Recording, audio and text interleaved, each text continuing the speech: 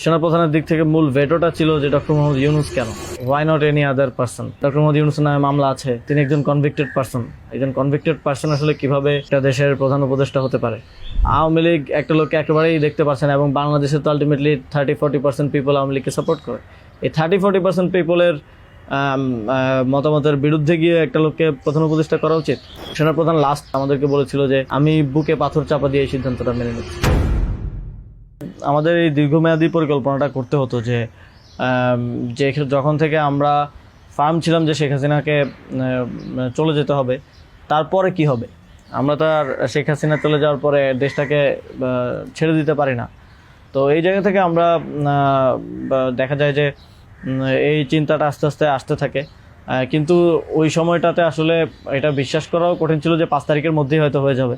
আমাদের তো এমনকি সশস্ত্র অভ্যুত্থানের প্রস্তুতিও ছিল। 5 তারিখ যদি আমরা সফল না হতাম, হয়তো আমরা অস্ত্র তুলে নেওয়ার ঘোষণা দিতাম, এবং নাহিদ ভাই ভিডিও বার তো রেডি রেখেছিল, আমিও কি ঘোষণা দিব সেটাও রেডি ছিল। তবে এর আগে আমরা এটা অনুভব করি যে পরবর্তীতে আমরা আসলে দেশটার আসলে কি হবে শেখ হাসিনা চলে যাওয়ার পরে।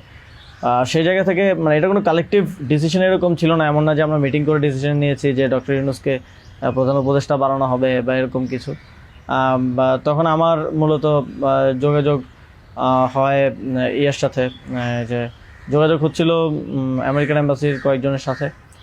এর পাশাপাশি হচ্ছে সাবেক ছাত্রদলের এক বড় ভাই আছেন শামীম ভাই, উনি মিরপুরে অর্গানাইজার হিসেবে খুব ভালো ভূমিকা পালন করছিলেন। তো ওনার সাথে আমার যোগাযোগ হচ্ছিল। উনি মূলত ওনার যোগাযোগটা ছিল মূলত মুশফিকুল ফজল আনসারি ওনাদের সাথে আর কি। তো ওনার মাধ্যমে আমার ডক্টর আলী রিয়াজ, তারপর হচ্ছে বদির আলম মজুমদার স্যারদের সাথে যোগাযোগ হয়। ওনাদের সাথে আমি কথা বলি। 1 তারিখ যখন আমরা আমাদেরকে ডিবি থেকে ছেড়ে দেওয়া হয়, সেদিন প্রাথমিক কথা হয়, কিন্তু 2 তারিখ মূলত আসল কথাবার্তা শুরু হয়। ওনাদের সাথে কথা বলে এবং ওনাদেরকে তখন আমি জিজ্ঞেস করছিলাম যে ডক্টর মোহাম্মদ ইউনূস কি আসবেন কিনা যদি আমরা আহ্বান করি। তো সবার একটা কমন কথা ছিল উনি আসবেন না, কারণ ওনাকে এর আগেও তো অনেকবার চেষ্টা হয়েছে আহ্বান করার। ওই 24-এর নির্বাচনের আগেও একটা আলোচনা ছিল, এবং এর আগেও 19 সালের দিকে একটা আলোচনা ছিল। এর আগেও যখন তত্ত্বাবধায়ক সরকার ছিল তখনও ওনাকে আনার চেষ্টা করা হয়েছিল, বাট উনি সবসময় পলিটিক্যালি থেকে রিফিউজ করেছেন, দূরে থাকতে চেয়েছেন। তো আলী রিয়াজ স্যারও আমাকে বললেন, বদির আলম মজুমদার স্যারও বললেন যে উনি আসবেন না। আরও যাদের সাথে কথা হচ্ছিল উনি রাজি হবেন না, এই ধরনের একটা কথা ছিল। বাট আমি সরাসরি ওনার সাথেই কথা বলতে চাই, এবং তখন হচ্ছে শামীম ভাই আমাকে ওনার বর্তমান যে এপিএস সাব্বির ভাইয়ের নাম্বার দেন। তো সাব্বির ভাইয়ের সাথে যোগাযোগ করার পর সাব্বির ভাই আমাকে বলেন যে আমি তো স্যারের সাথে নাই। তো স্যারের সাথে মঈন চৌধুরী নামের একজন তখন স্যারের প্রাইভেট সেক্রেটারি হিসেবে কাজ করছিলেন। তো সাব্বির ভাই আমাকে মঈন চৌধুরীর নাম্বার দেন। মঈন চৌধুরীর সাথে আমি যোগাযোগ করি 2 তারিখ কি 3 তারিখ হবে, এবং ওনার সাথে আমার কথা হয়। এবং উনি তখন বলছিলেন যে স্যারের একটা ছোটো সার্জারি আছে। স্যার তখন ফ্রান্সে ছিলেন। তো সার্জারি আছে, এবং পরবর্তীতে আমি ওনাকে মেসেজগুলো ক্লিয়ার করার চেষ্টা করি যে আমরা চাচ্ছি এমনটা। তো উনি স্যারের সাথে কথা বলেন। স্যার আমাদেরকে পরে একটা মেসেজ পাঠান যে তোমরা যেটা করতেছো আমি তোমাদের সাথে আছি আর কি। এটা হচ্ছে 2 তারিখের দিকে স্যার একটা মেসেজ আমাদেরকে পাঠান থ্রু মঈন চৌধুরী, কিন্তু তখনও কথা হয়নি। স্যারের সাথে আমার প্রথম কথা হচ্ছে, মানে আমি বারবার ইনসিস্ট করছিলাম সরাসরি কথা বলতে, কারণ সবাই অনুৎসাহিত করতেছে যে স্যার আসবেন না, আদার অপশনস দেখার জন্য, প্রধান উপদেষ্টা হিসেবে অন্য কাউকে দেখার জন্য অনেক নামও আসতেছিল, অনেক নামও সাজেশন আসতেছিল। কিন্তু আমার চিন্তাটা ছিল যে আমাদের যে অর্থনৈতিক ভঙ্গুর পরিস্থিতি, তারপরে একটা বিশেষ পরিস্থিতিতে আমরা সরকার গঠন করলে সেটার জাতীয় আন্তর্জাতিক যেই স্বীকৃতির ব্যাপার আছে, এগুলো আসলে ডক্টর মোহাম্মদ ইউনূস ছাড়া পসিবল হবে না। তো সেই জায়গা থেকে আমি বারবার যোগাযোগ করার চেষ্টা করি। পরে মঈন চৌধুরী স্যারের সাথে আমাকে কথা বলিয়ে দেন। সম্ভবত ওনার নাম্বার থেকেই প্রথম কথা বলা হয়, এবং স্যারকে আমি অ্যাপ্রোচ করার পরে স্যার আমাকে বললেন যে আমি হচ্ছে তোমরা অন্য কাউকে ভাবো। এটা সম্ভবত 3 তারিখ। স্যার বললেন যে, এবং স্যার কয়েকজনের নামও বললেন যে তোমরা ওনাদেরকে ভাবতে পারো। এর মধ্যে 2-1 জন আমাদের উপদেষ্টা পরিষদেও আছে এখন। স্যার বললেন যে আমার লাইফটা তো ডিফারেন্ট, আমি ওইখান থেকে আসবো কিনা। এবং উনি বলেন যে তাহলে, আমি যখন বললাম যে স্যার আপনাকে ছাড়া হবে না, আপনাকে আসতেই হবে, তখন উনি বললেন যে আমি ভেবে দেখি, তোমরাও ভাবো, যদি আদার কোনো বেটার অপশন পাওয়া যায় তাহলে তোমরা ভাবো, আর আমিও ভেবে তোমাদেরকে জানাবো। তো 3 তারিখ তো অনেক কিছু আনসার্টেন ছিল, এক দফা শুধু ঘোষণা হয়েছে, কবে পতন হবে, কবে আসবে, এটা আনসার্টেন ছিল। তো আমার মনে হয় এটাও ডিসিশন নেওয়ার ক্ষেত্রে একটা বাধা ছিল সে সময়। কিন্তু আমি যথেষ্ট, আমার মনে হচ্ছিল যে উনি ডিনাই করলেও he is to some extent positive, মানে যেটা বাকিদের থেকে আসতেছে যে একেবারেই আসবে না এরকম। আসিফ স্যারও বলতেছিল যে আসবে না স্যার, রাজি হবে না। তো আবার আমার মনে হচ্ছিল যে এই লোকগুলো তো সবাই স্যারকে পার্সোনালি চেনে, তো ওনারা বলতেছে, কিন্তু আমরা ইনসিস্ট করি, আমি ইনসিস্ট করি, এবং আমি তখন আসলে বাকিদেরকে জানিয়ে রাখছিলাম যে আমার স্যারের সাথে যোগাযোগ হচ্ছে। তখন এটা কোনো কালেকটিভ ডিসিশন ছিল না যে ওনাকে আমরা প্রধান উপদেষ্টা করব। আমি নাহিদ ভাই, মাহফুজ ভাইদেরকে জানিয়ে রাখি যে আমার ওনার সাথে যোগাযোগ হচ্ছে, দেখি এটা কোথায় যায়। আর সবার কাছেই তো তখন সময়টা আনসার্টেন ছিল যে কখন পতন হবে, কখন সরকার হবে। এটা অনেক ফার সাইটেড আসলে বিষয় ছিল ওই সময়টাতে, কারণ আমাদের মনে হচ্ছিল না যে 5ই আগস্ট পতন হবে, আমাদের মনে হচ্ছিল যে আরও হয়তো দীর্ঘ সময় আমাদের লড়াই করতে হতে পারে। ইভেন সব ধরনের সম্ভাবনাই ছিল, এটা একটা গৃহযুদ্ধের দিকে যাওয়ার পরিস্থিতিও ছিল ওই সময়টাতে। তো পরবর্তীতে যখন এরপরও স্যারের সাথে আমার কমিউনিকেশন, স্যারের টিমের সাথে কমিউনিকেশন চলছিল। 5 তারিখ মূলত স্যারের সাথে আবার কথা হয়। মঈন চৌধুরীর সাথে রেগুলারই কথা হচ্ছিল, প্রতিদিন 2-3 বার কলে কথা বলছিলাম। 5 তারিখ স্যার যখন সার্জারিতে ঢুকবেন, ঢোকার আগে হচ্ছে কথা হয়, যখন শেখ হাসিনা পালিয়ে গেল সন্ধ্যায়, আমরা চ্যানেল 24-এর অফিসে, তখন আমি স্যারের সাথে কথা বলতে চাই যে এখন তো পতন হয়ে গেছে, এখন একটা ডিসিশনে আসতে হবে। তো তখন মঈন ভাই স্যারের সাথে আমাদেরকে কলে যুক্ত করেন। তো চ্যানেল 24 অফিসেই নাহিদ ভাই আর আমি আমার ফোন থেকে লাউডস্পিকারে স্যারের সাথে কথা বলি। তো স্যারকে আমরা বলি যে স্যার এখন একটা ডিসিশন আসতে হবে, আর স্যারও সার্জারিতে চলে যাচ্ছিলেন তারপরে ডিসিশন দেওয়াটা। তো স্যার এক ধরনের তখন মনোসম্মতি দিলেন যে আমি আসব। আর এর মাঝে তো 2 দিন স্যারও আলোচনা করেছেন বিভিন্ন পর্যায়ে, আমি আসবো, তবে বিস্তারিত কথা বলার আগে তোমরা কোথাও এটা অ্যানাউন্স করো না আর কি। তো এই আলোচনাটা হওয়ার পরে আমরা, অনেকগুলো বিষয় ছিল ডিসকাস করার মতো, আলোচনাটা হওয়ার পরে আমরা চ্যানেল 24-এর অফিসে প্রেস ব্রিফিংটা করি সেদিন রাতে, এবং সরকারের রূপরেখাটা কী হবে সেখানে ঘোষণা করি, একটা অন্তর্বর্তীকালীন জাতীয় সরকার ঘোষণার কথা বলি। এছাড়াও আরও রূপরেখাগুলো বলি যে রাজনৈতিক অংশগ্রহণ, তারপর সিভিল সোসাইটি, তারপরে অভ্যুত্থানের নেতৃত্বের অংশগ্রহণ, এই পলিসিগুলো আমরা সেখানে ঘোষণা করি। স্যারের নামটা ঘোষণা করা হয়নি। সেদিন রাতে স্যারের সাথে আবার চূড়ান্ত কথা হয়, রাতের আনুমানিক 12:30 থেকে 2টা-2:30 পর্যন্ত প্রায় 2 ঘন্টা স্যারের সাথে নাহিদ ভাই আর আমার কলে কথা হয়, এবং সেখানে আমরা বিস্তারিত বিভিন্ন বিষয়গুলো আলোচনা করি, এবং স্যারের কিছু কনসার্ন ছিল সেগুলো আমরা ডিসকাস করি যে এটা আবার 1-11 মতো একটা সরকার হবে কি না, মানে আমরা ক্ষমতায় বসবো কিন্তু পেছন থেকে আর্মি আমাদেরকে চালাবে কিনা, অথবা অন্য কেউ আমাদেরকে ডিক্টেট করবে কিনা।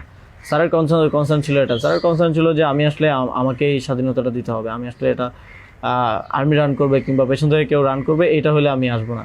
তো আমরা স্যারকে বলেছি যে আমাদের পজিশনে এটাই, যে গভর্নমেন্ট যদি আমরা ফর্ম করি, গভর্নমেন্ট স্বাধীনভাবে কাজ করতে হবে, এবং এখানে সেনাবাহিনী কিংবা অন্য কোনো অথরিটি যদি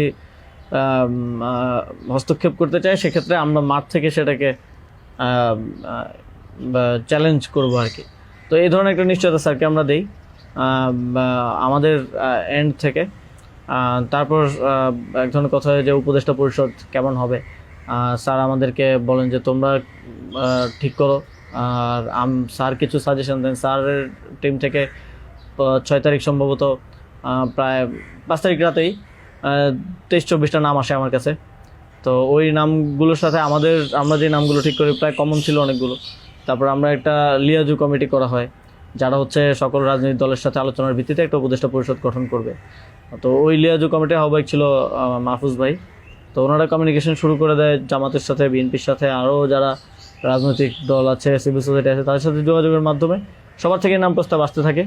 কিছু নাম ছিল কমন, আমাদের এখানেও কমন, যেমন কিছু মানুষজন, যেমন সালাউদ্দিন আহমেদ স্যার, উনি তো অর্থনীতিতে বাংলাদেশে মানে এই মুহূর্তে যদি আমরা চিন্তা করি তাহলে ওয়ান অফ দ্য বেস্ট। তো ওনার নামটা সব দিক থেকে আসে। তো এরকম কিছু কমন নাম আসে, আবার কিছু নাম দেখা যায় আমরা ইনক্লুড করি বা কোনো এক পক্ষ থেকে আসে কিন্তু অন্য পক্ষ এটাকে আবার রিফিউজ করে। বিএনপির কিছু নামের ব্যাপারে আপত্তি ছিল, তাদেরকে পরে নেওয়া হয়নি। তো এভাবে একটা মোটামুটি সবার সাথে কনসালটেশনের ভিত্তিতে একটা উপদেষ্টা তালিকা করা হয় এবং যেদিন স্যার ল্যান্ড করে বাংলাদেশে আসেন 8 তারিখ দুপুরে আর্মি থেকেও কিছু নাম প্রস্তাব করা হয়। কিন্তু আমরা একটু প্রায় 5-6টা নাম আমরা একটু ঘেটে দেখলাম যে এই লোকগুলো ওইভাবে সর্বজন গ্রহণযোগ্য না। এবং আরেকটা সমস্যা হচ্ছে তাদের অনেকেরই হয় না যে সফট আওয়ামী লীগ অ্যান্ড আওয়ামী লীগের সিভিল সোসাইটি হিসেবে পরিচিত, অথবা তাদের ব্যাকগ্রাউন্ডটা একজন আর্মি অফিসিয়ালসের নাম ছিল সেখানে, এক্স আর্মি অফিসিয়ালস। তার ব্যাকগ্রাউন্ড আমরা দেখি যে তিনি ইন্ডিয়ায় তিনি 4 বছর ছিলেন এবং 4 বছরে তিনি কয়েকটা কোর্স করেছেন সেখানে। সো আবার ওনার ব্যাপারে জনমত হচ্ছে র কানেক্টিভিটি আছে। তো ওই নামগুলো আমরা কেটে দেই এবং সেখানে আর্মি কিছুটা নাকশ হয় যে এই নামগুলো কেটে দেওয়ার পরে। এবং ওই স্যারের সামনে রেখেই, কারণ স্যার ওই যখন লাউঞ্জ ভিভিআইপি লাউঞ্জে স্যার ছিলেন ইয়াতে এয়ারপোর্টে, তো স্যারের সামনে রেখে আমি আর আসিফ স্যার নামগুলো কেটে দিই যে এই নামগুলো তো আমরা দেই নাই। সেখানে আর্মি চিফও ছিলেন। তো আমাদের ইয়েটা ছিল এটাই যে আগের রাতে আমরা যেটা কথা বললাম যে এই উপদেষ্টা পরিষদে যদি আর্মির লোকজনই বেশি থাকে তাহলে তো এটা দিন শেষে আর্মি ব্যাগড আবার 111 টাইপ গভর্নমেন্টই হচ্ছে। সেই জায়গা থেকে আমরা এই নামগুলো নিতে চাইনি। তবে সেখানে আমরাও যুক্তি দিয়েছি যে কারণ সবার প্রোফাইলটা যখন আমরা একটু ঘাটাঘাটি করেছি দেখেছি সবারই কোনো না কোনো প্রবলেমেটিক এলিমেন্ট সেখানে আছে। হয় তার র কানেক্টিভিটি হিসেবে জনমত আছে, মানুষের মধ্যে গুঞ্জন আছে, অথবা তার আওয়ামী লীগের সিভিল সোসাইটি হিসেবে পরিচিতি আছে। তো এই ধরনের একটা বিষয় ছিল ওই 5-6টা নামের মধ্যে, যে কারণে আমরা সবগুলো নামই প্রায় কেটে দিই। শুধু একটা নাম আমরা রেখেছিলাম সিএসটি উপদেষ্টা যিনি আছেন, কারণ আমার কাছে মনে হচ্ছে ওইটা সেন্সিটিভ জায়গা এবং দেশের এরকম একটা ট্রানজিশন টার্মাল সিচুয়েশনে যেহেতু আর্মি পুরোপুরি আমাদের পার্বত্য অঞ্চলের সমস্যাগুলো ডিল করে, তো সেখানে তাদের কথাটা রাখা উচিত। সেই জায়গা থেকে ওনার নামটা আমরা রাখি, শুধু আর্মির প্রপোজাল থেকে বাকিগুলো কেটে দেওয়া হয়। তো এভাবেই একটা এবং এছাড়াও আরেকটা ইয়ে ছিল যে 6 তারিখ আর্মির সাথে আমাদের একটা বৈঠক হয়, 3 বাহিনী প্রধান তারপর রাষ্ট্রপতি, প্রায় 4 ঘন্টার একটা বৈঠক হয়। যেটার মূল কথাটা ছিল যে সেনাপ্রধানের দিক থেকে মূল ভেটোটা ছিল যে ডক্টর মোহাম্মদ ইউনূস কেন, why not any other person. তো আমরা আমাদের জায়গায় অ্যাডামেন্ট ছিলাম, বিকজ আমরা তো 5 তারিখ রাতেই ঘোষণা দিয়ে দিয়েছি যে doctor Mohammad Yunus will be the chief adviser of the next interim government. এবং সেটা এক ধরনের বৈপ্লবিক কায়দায় আমরা ভিডিও বার্তা দিয়ে ঘোষণা দিয়ে দিয়েছি, আমরা কোনো নিয়মের কিংবা সংবিধানের তোয়াক্কা সে সময়টাই করে নেই। কিন্তু উনি বারবার বলার চেষ্টা করছিলেন যে ডক্টর মোহাম্মদ ইউনূসের নামে মামলা আছে, তিনি একজন কনভিক্টেড পারসন। একজন কনভিক্টেড পারসন আসলে কীভাবে হতে পারে, একটা দেশের প্রধান উপদেষ্টা হতে পারে। তো আমরা যখন এগুলো ডিবাঙ্ক করতেছিলাম কথাগুলোকে যে এগুলো তো আওয়ামী লীগের সময়ের পলিটিক্যালি মোটিভেটেড মামলা, এই মামলা তো দেখা গেছে সবার নামে পাওয়া যাবে, আমাদের নামেও আছে। তো এটা বলার পর আবার ওনারা আরেকটা কথা বললেন যে সোসাইটির একটা বড় অংশ তো আসলে ওনাকে হেট করে, এবং বড় অংশ বলতে উনি তখন সরাসরি বলেছেন যে আওয়ামী লীগের অন্তর্বর্তীকালীন সরকারটা তো সবার কাছে গ্রহণযোগ্য হতে হবে। এখন আওয়ামী লীগ তো ডক্টর মোহাম্মদ ইউনূসকে 2 চোখে দেখতে পারে না, একদম অপছন্দ করে। তো এখন এই আওয়ামী লীগ একটা লোককে একেবারেই দেখতে পারছে না, এবং বাংলাদেশে তো আলটিমেটলি 30-40% পিপল আওয়ামী লীগকে সাপোর্ট করে। এই 30-40% পিপলের মতামতের বিরুদ্ধে গিয়ে একটা লোককে প্রধান উপদেষ্টা করা উচিত। তো আমরা তখন বললাম আওয়ামী লীগ এমন কিছু না যেটা নিয়ে এখন আমাদের কনসার্ন হওয়া উচিত। আওয়ামী লীগকে আমরা পরাজিত করেই এই প্ল্যাটফর্মে আসছি, এখানে আমরা বসছি। আওয়ামী লীগ কি চাইলেও না চলে এটা এখন আর ম্যাটার করে না কোনোভাবেই। কিন্তু উনি বারবার এই কথাটা ঘুরে ফিরে বলতেছিলেন যে এই সরকার তো একটা নির্বাচন আয়োজন করবে, এই জন্য বিএনপি আওয়ামী লীগ সবার কাছে এই সরকারের গ্রহণযোগ্যতা থাকা প্রয়োজন। আওয়ামী লীগ তো ডক্টর মোহাম্মদ ইউনূসকে একেবারেই দেখতে পারে না, ওনাকে আওয়ামী লীগ মেনে নেবে না উনি আসলে। কিন্তু আমাদের কথা ছিল যে আওয়ামী লীগ তো এখন আর এই মুহূর্তে ডিসিশন মেকিংয়ে আওয়ামী লীগ ম্যাটার করে না। একটা গণহত্যা ঘটনার পরে সে কি ভাবলো বা তার কি পজিশন, দ্যাট ডাজন্ট ম্যাটার। এরপরও ওনারা নানা ধরনের যুক্তি দিতে পারে, এবং শেষে 4 ঘন্টা এই বিষয়ের উপরে ডিসকাশন হয়। 4 ঘন্টা, আধা ঘন্টা হয়তো অন্যান্য ইস্যুস নিয়ে ডিসকাস হয়েছিল, বাট 4 ঘন্টা প্রায় 3.5 ঘন্টা এই ইস্যু নিয়ে ডিসকাস হয়। তো এখানে আসছিলাম আমি, নাহিদ ভাই, মাহফুজ ভাই আর নাসির ভাই। আর বাকি আমাদের সাথে যারা ছিল তারা বাইরে অপেক্ষা করছিল। আসিফ স্যার ছিল, তারপরে তানজিমুদ্দিন স্যারও ছিল, আরও সমন্বয়িকা ছিলেন আরও 10-12 জন, সবাই বাইরে অপেক্ষা করছিল আর কি এই 4 ঘন্টা। তো তারা বারবার 2বার হচ্ছে বিরতি দিয়ে আমাদেরকে আবার ভাবতে বলে আবার চলে যেত, আবার এসে আবারও একই জায়গা থেকে কথা শুরু করতো। মানে আমরা বুঝতে পারছিলাম যে ডক্টর মোহাম্মদ ইউনূসকে এখানে এস্টাবলিশমেন্ট কোনোভাবেই চাচ্ছে না।